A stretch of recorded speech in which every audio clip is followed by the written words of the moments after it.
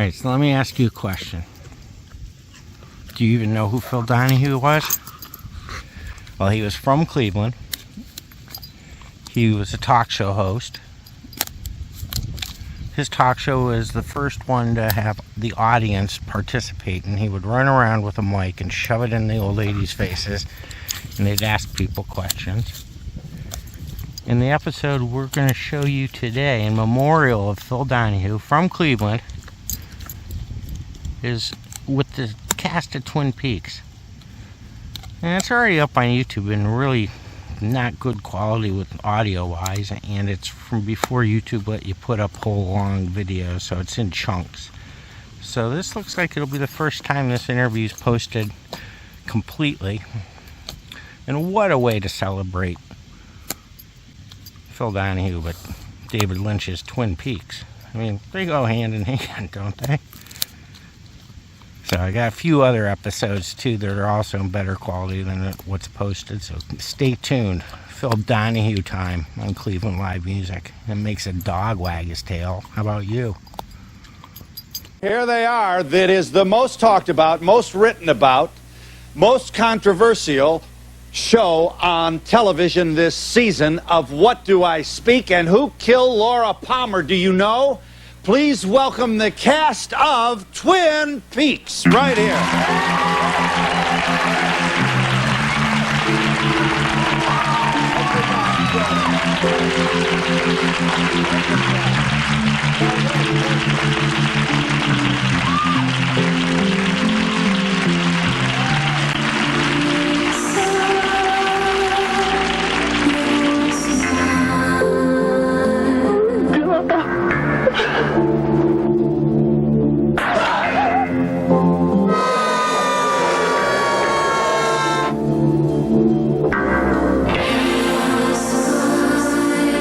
The Mrs. Set Night Talk Show.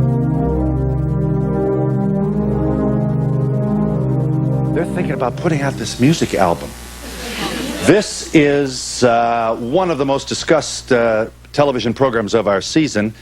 Are we? Well, let me tell you who's here. Look at who's here. Here is Peggy Lipton. She's Norma, owns the Double R Diner in... They're crazy about you.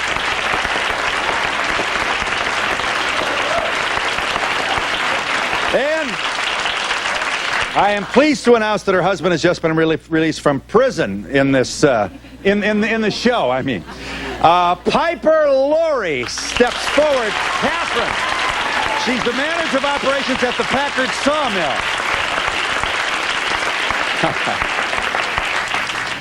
Now, some of the more senior members of our cast here. Dana Ashbrook is Bobby. He was deeply in love with Laura Palmer, who, as you know, has departed the mortal scene, having her body discovered wrapped in a plastic bag. But we'll talk about that in just a moment. Dana Ashbrook.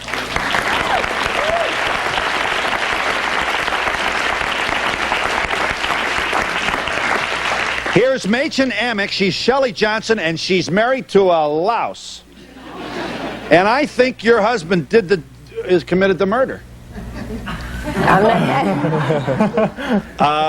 Machen is, I don't think this is your first, you left Reno when you were 16, it says here. Yes. And now you're in the movies, kid. Yes, I am. I'll tell you this.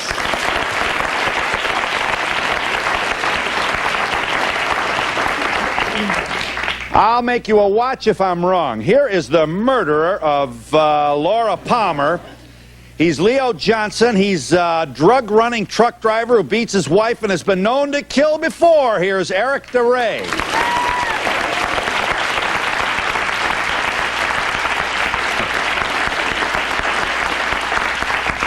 I don't know. He's the obvious one. No, I don't think anybody knows. You better not know. This thing is building like JR, and who shot him? And aren't these producers thrilled with this? Well, here she is, dead as a doornail. Listen, only on television, Laura Palmer, they find her body, and it's like the first 30 seconds of the thing. She's wrapped in a plastic bag. They find the body, and now her look-alike returns as Madeline Ferguson, so we're pleased to tell you that the actress playing Laura Palmer is very alive and well in these episodes, and she is making her screen debut in Twin Peaks. Here is Cheryl Lee.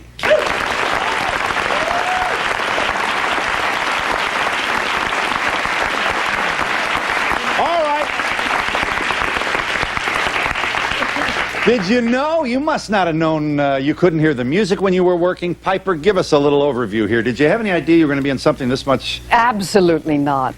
Absolutely not. And I'm having as much fun as the audiences are. I rush home every Thursday night to watch. Because you don't really know what's going to happen when the other actors are working. So it's like a brand new show for you. And this is a very large cast, Peggy. I mean, this is more than an ensemble. Obviously, we have only part of the gang here. But here's Laura. She was the high school prom queen. May she rest. God knows who did her in, but we've got several thousand suspects. And this is a very compelling script and accompanied by some very mysterious music. And now we apparently have people all over the country rushing home to find out what's going to happen on this episode. Incidentally, you wind up this Wednesday night, I'm told. Is that so? 10 o'clock. Yeah. Wednesday night. Mm-hmm. Oh, 10 o'clock. Yeah. I think that's right. I mean, I looked in the TV guide. And a very fascinating sidebar story is Cheryl Lee. Cheryl, you were in Seattle? Are you a Seattleite? No, I was living up there for 2 years and studying theater up there. Oh, I see. So comes through the big Hollywood producer in a Rolls Royce with his ego initials on the license plate and says, "You want to be a star, baby?" He smokes a big cigar and takes you off, and here you are. Kinda. It was almost that way, was it? Did he see you in a play or what? No, as far as I know, he saw a headshot, my headshot somewhere in a casting office or an agent's office or something, and called me in to meet me. So I think then he tells you, "Oh, I want you to be in my new TV series, but you're going to be a corpse." No, at that time, at that time I didn't even know it was a series. He just said, "This is this character, and you need to be dead for about 3 days worth of work, and we have to shoot some stills, this one and some other ones, and then that little picnic, there was a home video picnic thing." And so at that time, that was what I knew. But that was the only, you were a body though, and you had, did you lie in the rain, etc.? Yeah. Literally? Yeah. Well, she was wrapped in plastic, though, so it was Sure. So why worry about her? I know what you mean. But you made the point, did you not, that this was obliged you to really engage in some real concentration? Very, very, because it was almost a whole day worth of shooting. It was really cold, and since the tape was wrapped all the way around my body, I was like, you know, completely still. And the minute that you start thinking, if I want to move, I can't, then all you want to do is, you know, get up and run. And so it was a lot of concentration. So you're about 20-something. 3. You're 23. Yeah. And but let's just get this in now. Now, after you do the dead work, the corpse, you must have been marvelous, darling, because he asked you to. Then now you have a speaking part. So. Yeah, I didn't know at the time. Well, I bet he didn't either. Yeah, I don't know. I bet he liked you so well, he decided to make you alive. He also put her in Wild at Heart as well. She worked on Wild at Heart, David's new movie. And do we not understand that to be nominated at Cannes? I understand that it won Best Picture. Won Best Picture at Cannes. Yeah, last night. Well, congratulations, 23 years old, not bad.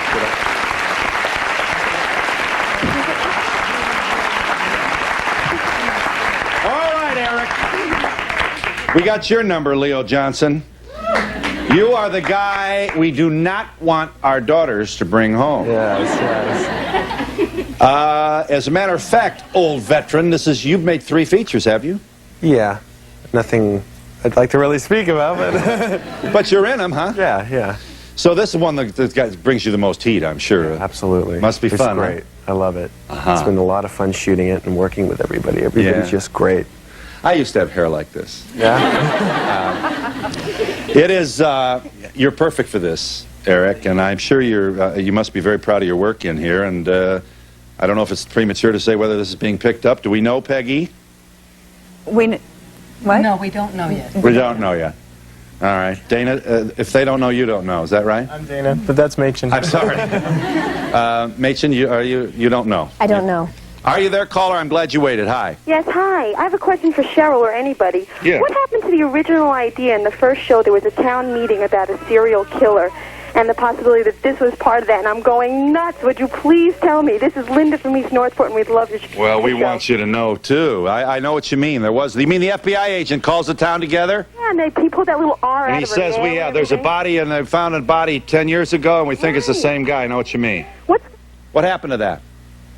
I think it's still going on. I mean, the show's only passed through a few days up to this point, so I think that theory of the serial killer is still alive. Yes, how many days actually has passed? 3 or 4. 3 or 4 days. Does anyone know? Every episode's the next day. Right. Now the town, this is filmed in Washington State. Certainly the exteriors are. I assume all the dialogue's in someone in a studio somewhere, huh? Yeah. Mm-hmm, out here. So you're really highlighting the Pacific Northwest in this film, in this series, and I'm sure they must be pleased about this, however mysterious is your plot line, and however many suspects there are in the murder. You don't get to work in Washington State, huh? Well, we did. We did on the pilot. We did in the pilot. We did the entire show in Washington State. I mean, the pilot, the 2-hour pilot. And Peggy, I'm afraid to ask you this because I might have missed it, but you haven't worked in a while. Is that so? Yeah, I don't think you missed. I don't think you missed anything. It's been a few years. So how long's it been since you were before a camera? Oh, well, I worked a little bit right before Twin Peaks for about a year off and on, but it was a good 13 years. And you raised 2 daughters. Yes. And now, Mom, you're back on the screen, and it's fun, I bet. It's so much fun. I'm so fortunate to, to have a project like this. I would have never. It's like a dream come true. Well, how nice to be able to get out and then jump back on again. Yeah.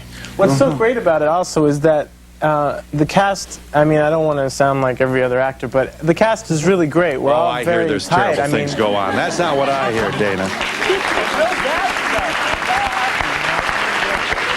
Yeah. And they're talented, and I feel fortunate to work with them, and the writing is probably the best writing on television. And everything, the producers are great, and the directors that we had for the episode. You know, Bobby Briggs, you could have knocked Laura off, you know. Yeah, well. You're the son of a repressive military father, and you're a high school senior with an explosive temper who does what he wants. I think Shelley and Bobby Got together and. I'm kidding. Are you there, caller? Go ahead. Yes, hi. I just wanted to say it's an incredible show. It's great to see Piper Laurie and Peggy Lipton again. And also that 5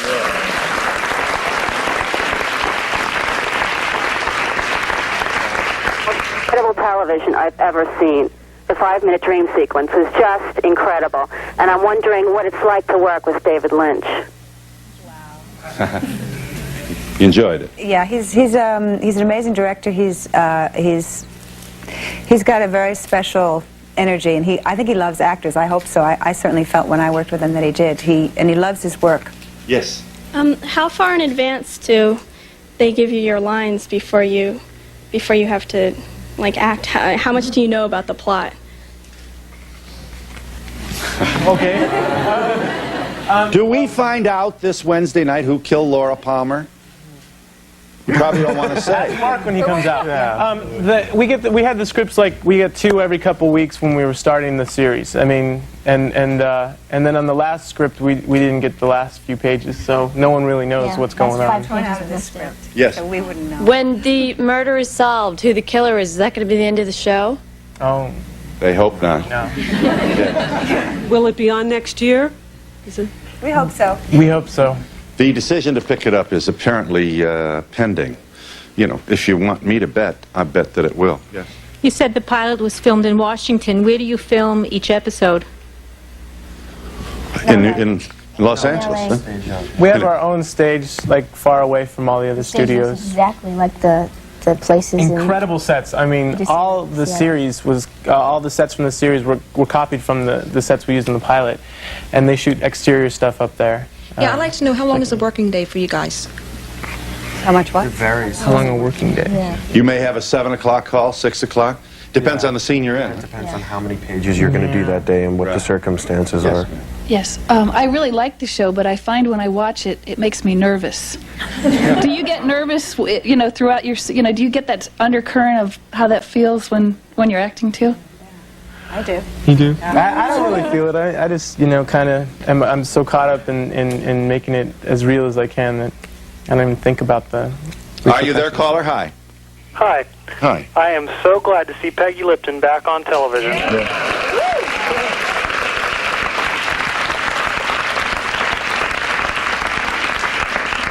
I'd like to ask her what has become of the other old Mod Squad members. Old? Did you say old? What happened? Yeah, they're not so old. They're not so old.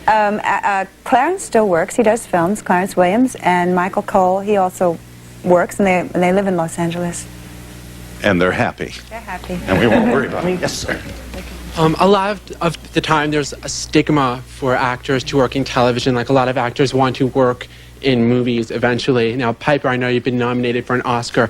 Do you think this show, which is directed by David Lynch, who's a famous director, is going to help take away the stigma from doing a TV series?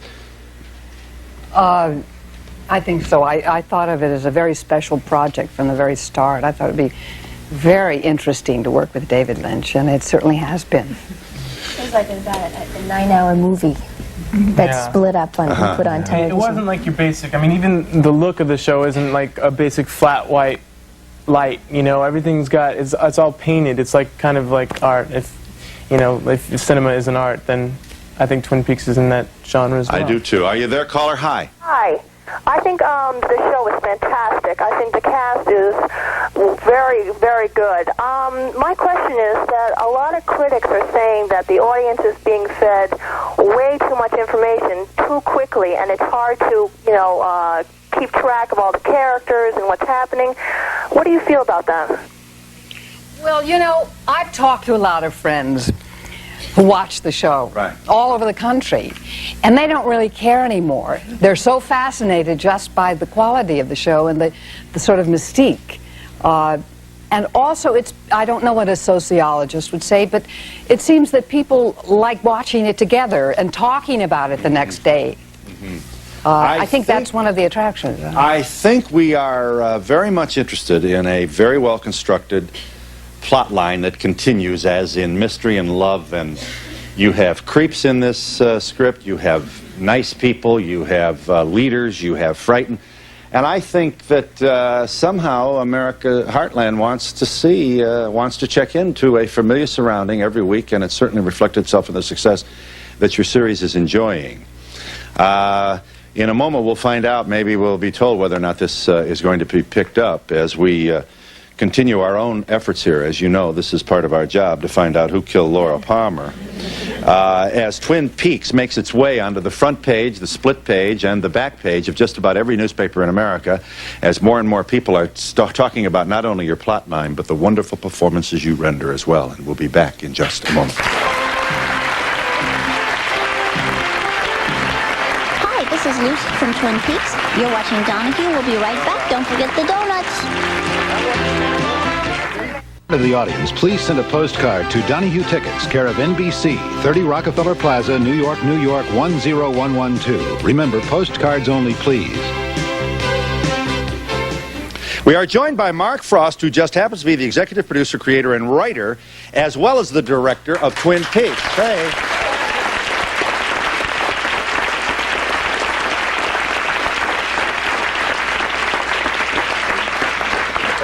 Well, are we picked up or what? Tell us, Mark. Well, I just got a phone call. We've been picked up for the fall. Well, that's good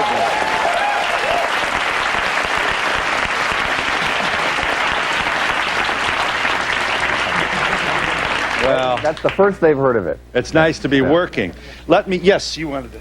I have a question. I feel like a duck out of water for those people who have never seen Twin Peaks. My question is, will there be a rerun this summer so I can figure out what in the world this is all about? I think the plan is to rerun the 9 hours that we've done leading up to the start of next fall. Let me, this is a minute long, and it'll give you, this will give you some idea what kind of character. Listen to the mood created by Twin Peaks, Mark Endis and his genius colleagues, not to mention these wonderful players.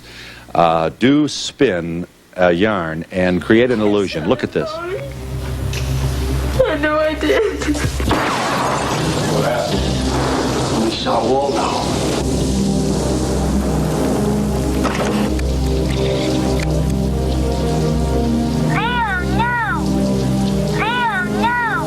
This was hidden in her desk. Then we can proceed. Is it set for tonight? Yes. What policy is this? Your new life insurance. Are you suggesting that there's something irregular at work here? Rejected. That's what he said. Baby, don't you give up. sign here. Welcome to One-Eyed Tracks, Hester. Gentlemen, place your bets. Jock, is it? That's me. Say goodbye, James. What's up, Doc? I want to see you.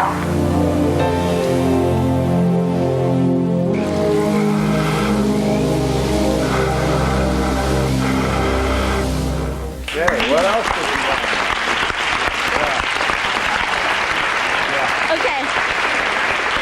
I don't know too much about your show because it comes on later at night and I'm usually home by myself. But the music starts playing and you're watching the television and you're just like, I don't want to do it.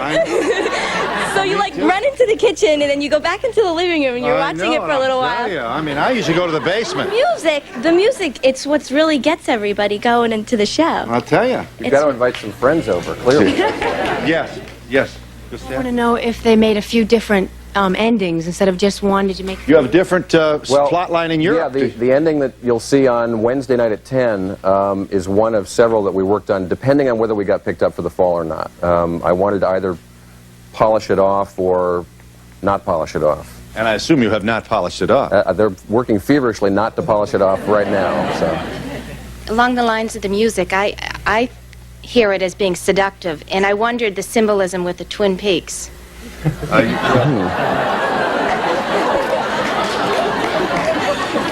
don't want to cut down. Well, I mean, we drew a map when we started designing the town, and there were these two mountains. And we said, what are we going to call this town? So I think one of us said, Two Mountains, and no, that won't work. Twin Peaks. And that's what we stuck with. Are you there, caller? Hi. Hi. First of all, I feel sorry for the people that haven't watched the best show on television. But my question is, I can tell the difference when David Lynch has directed an episode. I mean, no, I don't have to read it. I can see it.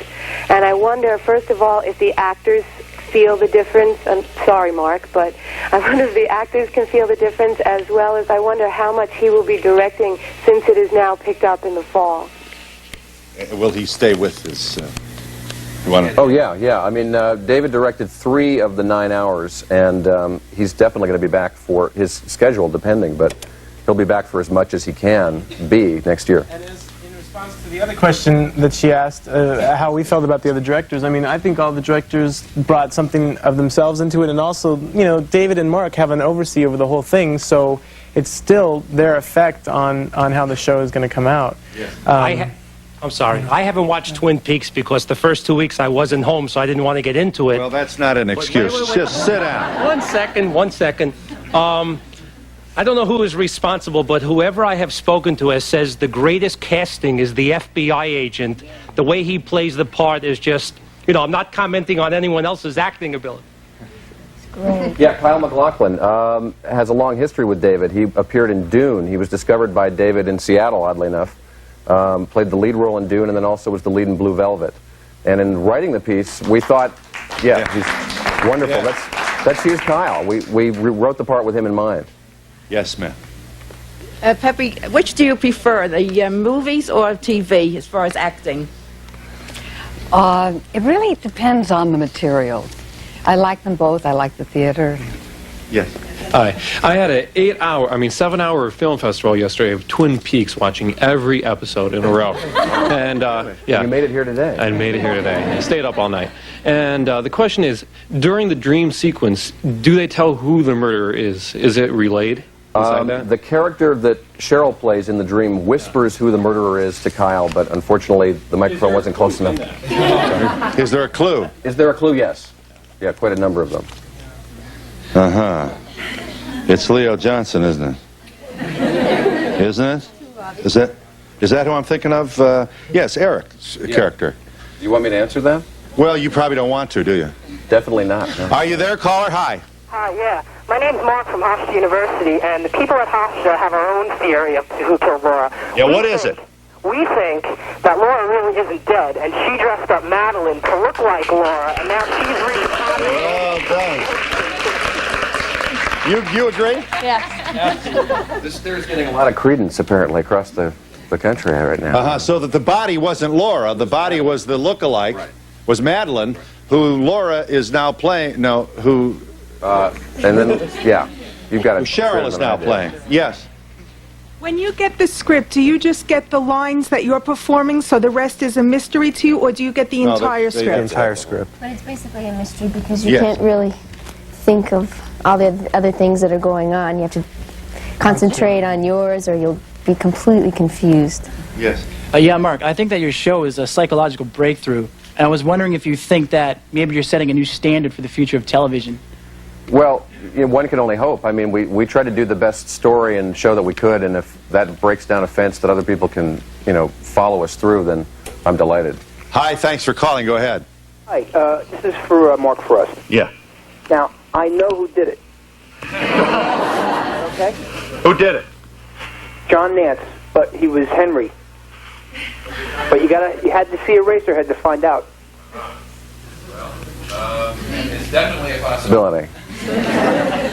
What is the total number of featured characters in the series? 35. Oh, wow. That's why I have trouble keeping up with it. Yes. Yes. There was a murder on Long Island here not long ago, and a girl was found in a plastic bag. Is any of this taken from a real situation? Or No, I didn't hear about that. But we do have the tabloids descending on a town in Washington State. Poor Snoqualmie Falls. I mean, Snoqualmie Falls. Yeah. And they're claiming that we got bodies along the side of the road and chainsaw duels in the woods, the whole thing. Yeah. Since you're now famous for being on Twin Peaks, has your personal life changed? Cheryl, you want to talk about that? You're our. This is your first television effort. I'm sure it won't be your last. I hope not. So far, no. Nothing really has changed. I mean, it's certainly opened up doors, thank God, as far as work is concerned, but my personal life isn't really... I do, every once in a while, get people saying, you were Laura Palmer, but that's about it. Yes. Hi, Phil. I love the show. I love the music, the direction, and everything. But just tell me, yes or no, did Laura's father kill Laura? Because that's my theory. Definitely maybe. Yes. The show sort of came out of nowhere and was an almost immediate hit. And I'm just wondering, most shows end with a cliffhanger. Do you think maybe some of the success of this show is attributable to the fact that it began with a cliffhanger? Well, I think everybody loves a mystery. I think life's a mystery, and that probably hooked a lot of people early on. That was part of our approach. Yeah. Well, all of us have read Agatha Christie and have been disappointed when the clue that she said was so commonly... I can't see. It will never be... The clue that was given was obvious to the reader, and it becomes hidden under so much that you can't see it. Yeah. The final episode could turn viewers off in saying, well, I didn't get that. I didn't see that. Where was that? I mean, that's a reality. It's a danger, I guess, whenever you plot something this intricately, but we'll see what happens on Wednesday. Are you there, caller? Hi. Yeah, hi. A question for Mark and any of the actors. There are so many red herrings here. I'm curious to know how much of the story was plotted before production started and how much the actors knew about the various plot lines. Well, we thought it was provident to keep them in the dark as much as we possibly could. And the scripts rolled out as we were working. Had two other wonderful writers who I should mention, Harley Payton and Bob Engels, worked on the show as well. And so that I think we kept you sort of out of the loop for the most part. They're still in the dark. We did, because now that we're doing publicity for it, everyone wants to know, and we're trying to, in order for us to tell the truth. I don't know. We saw the last 5 pages of the show that's on Wednesday. I didn't know. Yeah. Right. There were 5. But to return to this, woman's question, you cannot tease an audience forever. No, I assume you agree. I agree, and I think with the pickup now for the fall, you won't be disappointed for long if you are disappointed at all. Mm-hmm. Yes. I just want to say I hate Leo, but I hope he stays and he comes back this fall, because you're great. You're so good. Thank you very For much. a louse, she wants you to come back. And we'll be back in just a moment.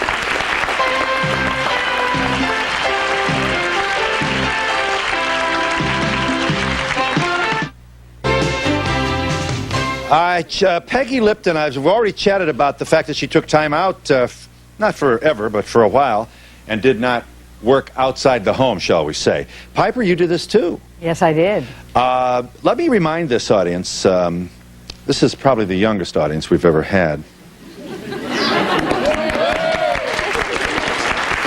I'll kiss the baby. You know that Piper's an Emmy Award winner and a triple Oscar nominee. In what film did she make her screen debut, and whose daughter was she? Trivia. The film was Louisa, and she was Ronald Reagan's daughter.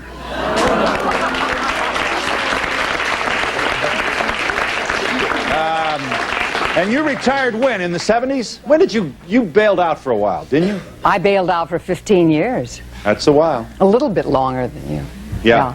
And you loved it, and you came back, and it's fine, and what's... Right. You know, there's a lot of people think you can't do that. You know, once you leave, it forgets you, and that's it, and it certainly wouldn't hurt you. I think I was very lucky. Well, you're also very talented. That doesn't hurt, you know. Hi, I'm glad you waited. Go ahead, yeah. Yes, I was wondering, do you need any special legal authority from the FBI to portray FBI agent Cooper the way you do, as using such strange investigative techniques like throwing rocks at bottles and going on his dreams and things like that?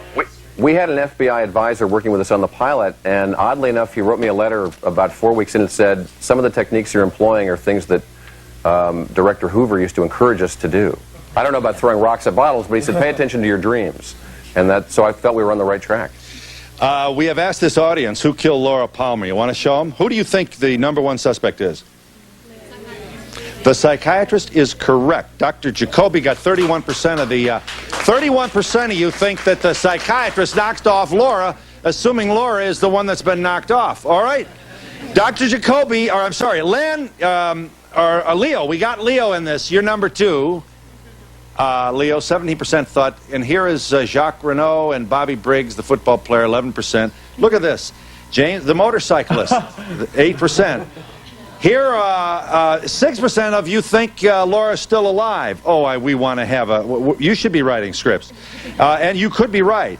The sawmill manager and the hotel owner are also suspect. Piper, you're a suspect. 3% think she killed herself. Laura's father got 3%. And look at that, 1% of you think Dale Cooper, the FBI agent, knocked her off.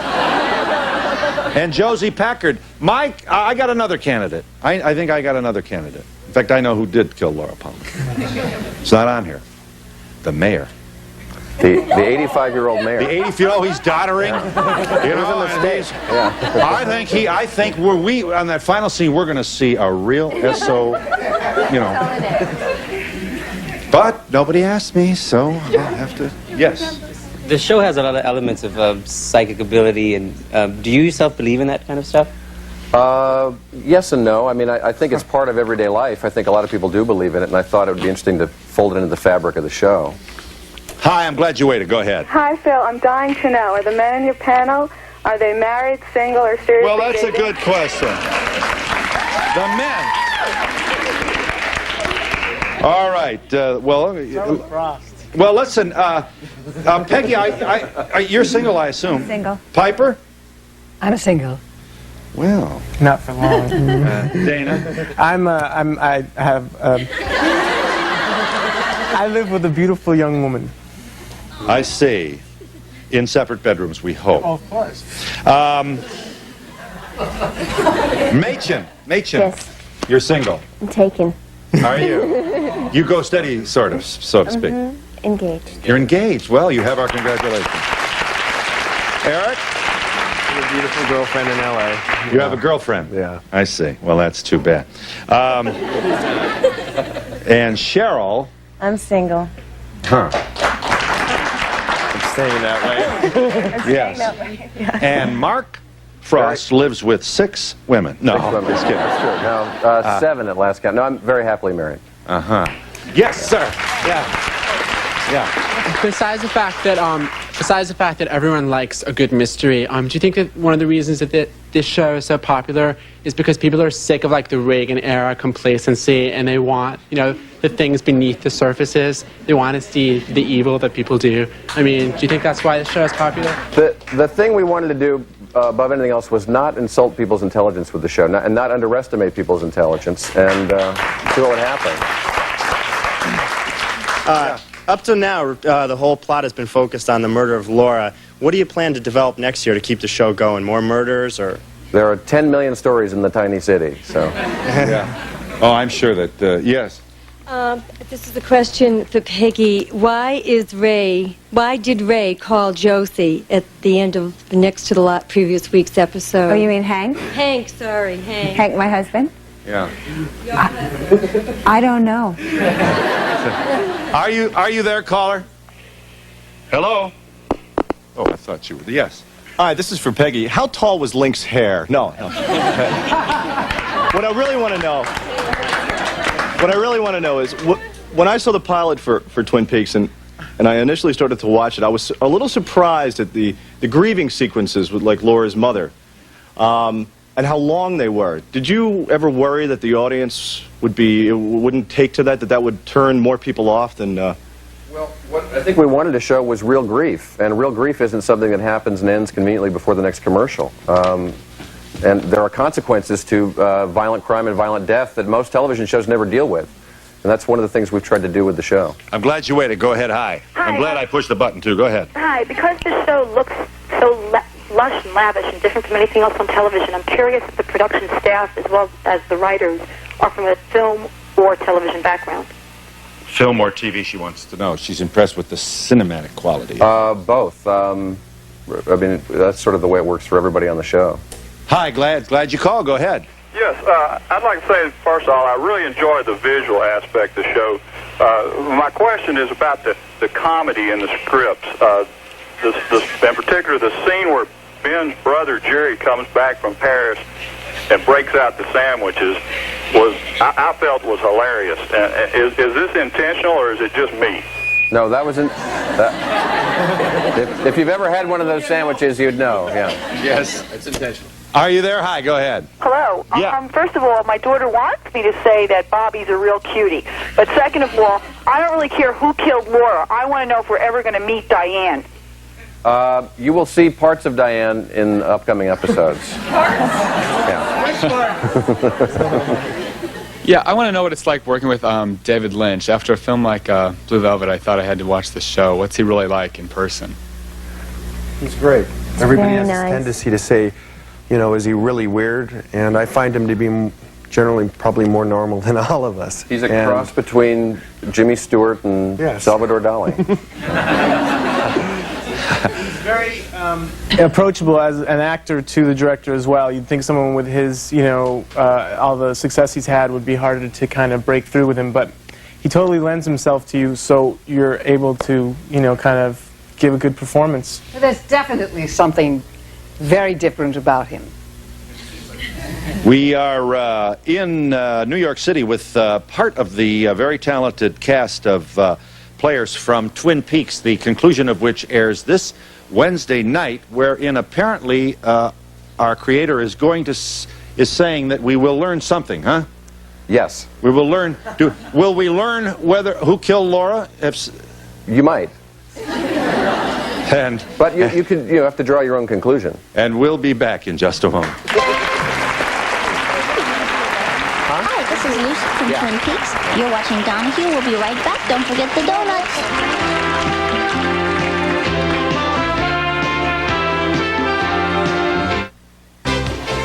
Those of you who are Twin Peaks fans know that the cherry pie relates to the FBI agent who apparently overdoses on cherry pie at your place, or whose diner?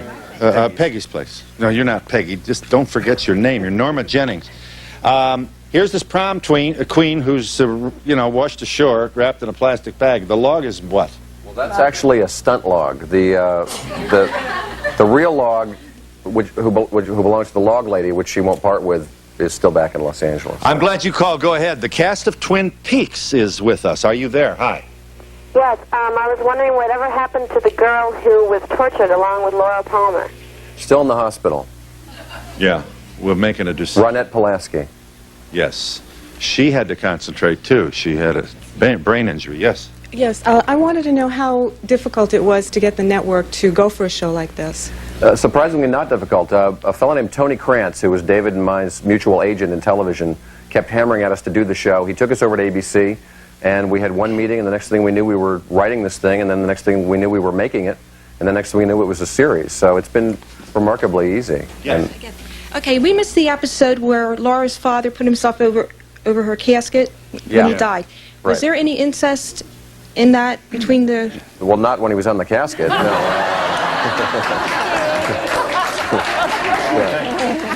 Well, that's good. Yeah, no, it's a possibility, I suppose, yeah. Yeah, maybe. The town about which we've spoken a moment ago is Snoqualmie? Yeah. Snoqualmie, Washington. Right. You mentioned my name in Snoqualmie, and you'll get a blank stare. Here is the town on which it is believed the Twin Peaks story is based, and the town has never had so much press, and they may or may not be grateful for it. This is from Entertainment Tonight. Watch this. Twin Peaks Mania.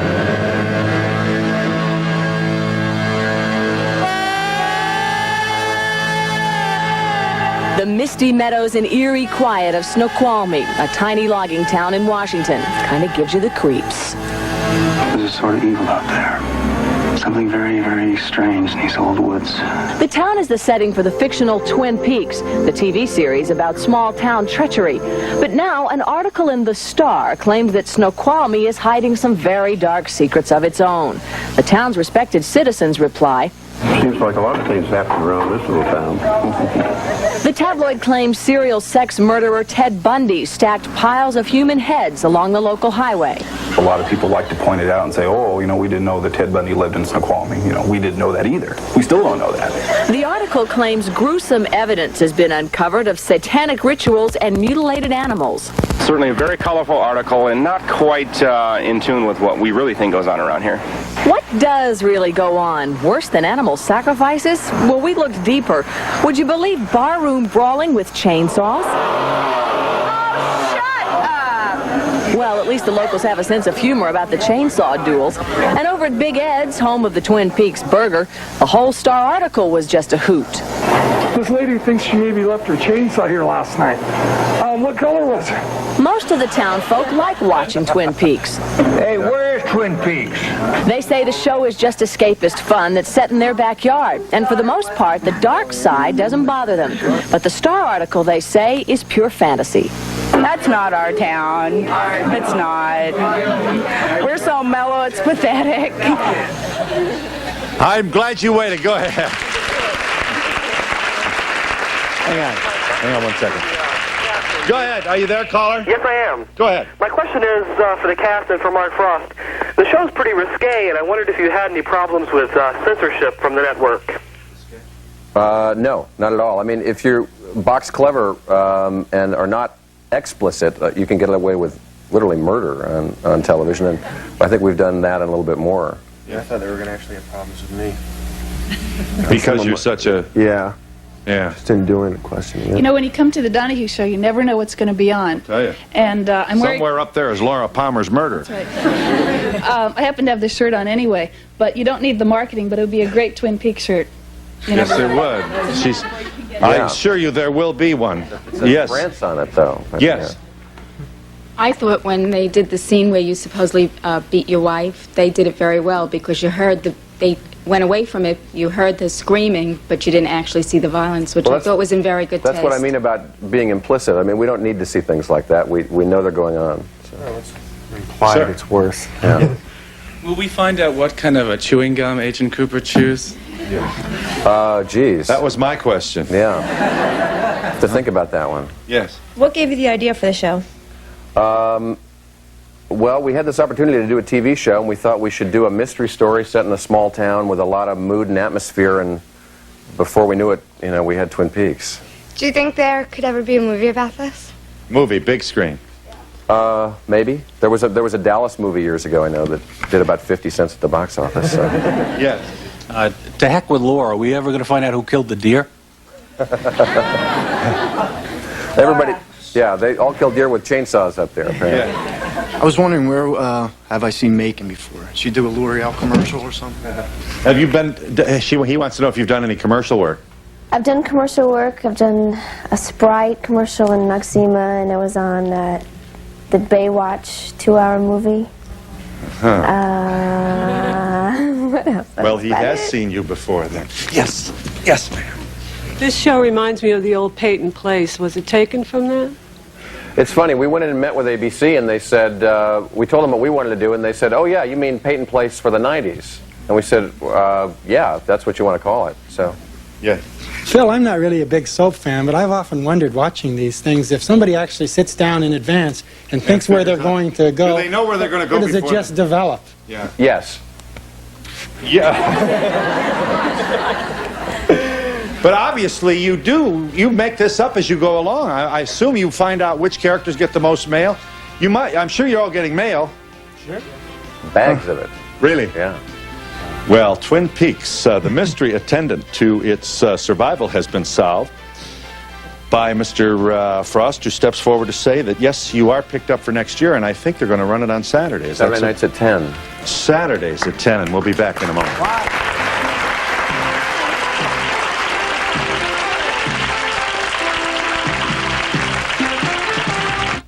Script of today's show, send $3 to Donahue Transcripts, 267 Broadway, New York, New York, 1007, or call 212-227-READ. Services provided and promotional fees paid by the following.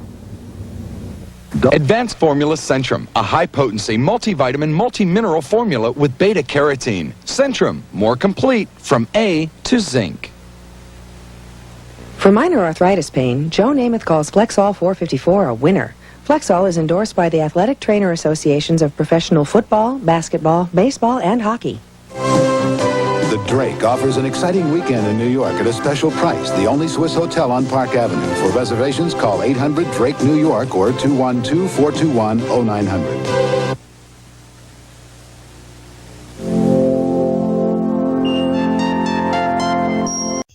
Thank you for watching Cleveland Live Music. If you like what you see, hit the subscribe button. There's further patronage information in the video descriptions below. Thanks for all the support and making the channel grow.